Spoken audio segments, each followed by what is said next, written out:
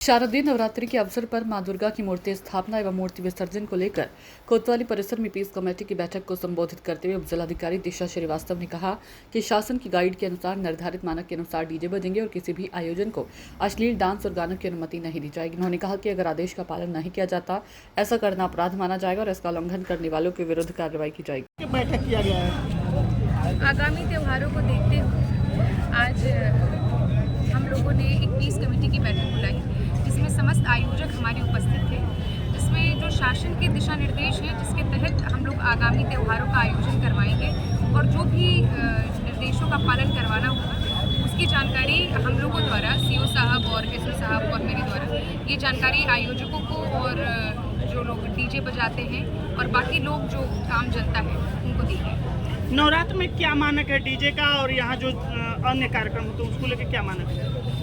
जो शासन से हमें निर्देश प्राप्त हुए हैं उसमें ये है कि किसी भी प्रकार के जो कान फाड़ू डीजे हैं या फिर जो बड़े डीजे हैं वो नहीं बजेंगे, लेकिन 2 स्पीकर हम लोग हर झांकी पर लगा सकते हैं। तो हमें मानक यही प्राप्त हुआ है, उसी का हम अनुपालन करेंगे। सलेमपुर मेला में जो मूर्ति विसर्जन के लिए कुछ अश्लीलताएं हो जाती है उस पर क्या कार्रवाई होगी? आप बताइए। उस पर हम लोगों ने स्पष्ट निर्देश दिया है कि किसी भी सूरत में सार्वजनिक स्थान पे किसी भी फिल्मी गाने पे या किसी भी भोजपुरी गाने पे किसी भी नर्तकी का नृत्य नहीं होगा।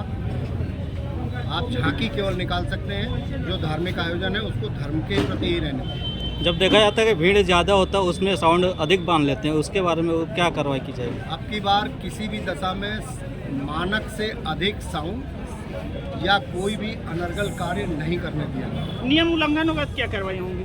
जो भी विधिक कार्रवाई है वो की जाएगी आयोजक के खिलाफ। उसी के साथ ये मिशन शक्ति फेज 4 हमारा स्टार्ट हो गया है, तो समस्त पंडालों में सीसीटीवी कैमरे लगने के भी आदेश मिले हैं, उसका भी अनुपालन हम लोग करवाएंगे। तो जो सकुशल एक त्यौहार आयोजन का जो भी कार्रवाई पुलिस प्रशासन के स्तर से है वो सारी हमारी तरफ से की जाएंगी। हमें सलेमपुर की जनता की सहयोग की अपेक्षा है। ग्रामीण के लिए क्या किया जाएगा? वहाँ पे क्या डीजे कितना लगना चाहिए? मानक एक ही है, उसी मानक का जो शासन की तरफ से जो मानक हमें प्राप्त हुए हैं उसी के अनुसार हम अनुपालन करवाएंगे।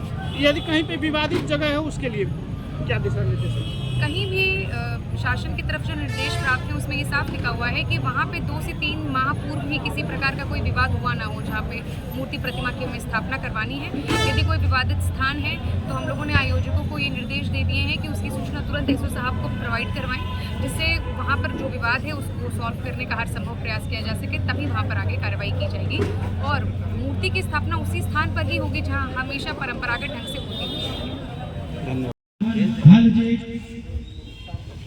जितने भी पंडाल लगेंगे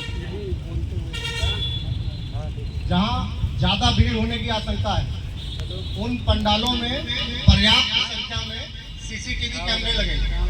ये आयोजक की जिम्मेदारी होगी। हम लोग इसको अनुमति में भी लिखेंगे, पंडाल में भी लगेंगे और जो महिलाओं के आने और जाने के रास्ते होंगे उसमें भी, और पर्याप्त विद्युत व्यवस्था होनी चाहिए। एप्लीकेशन एसडीएम मैम के यहाँ देंगे, उसी के साथ आप एक शपथ पत्र देंगे कि मूर्ति विसर्जन के दौरान हमारे जुलूस में किसी भी लड़की का फिल्मी गानों पर या भोजपुरी गानों पर नृत्य नहीं होगा। ये धार्मिक आयोजन है, आपको धर्म के प्रति डिवोटेड होने की छूट दी जा सकती है, लेकिन स्वतंत्रता एकदम आपको स्वच्छंदता में नहीं परिवर्तित होगी।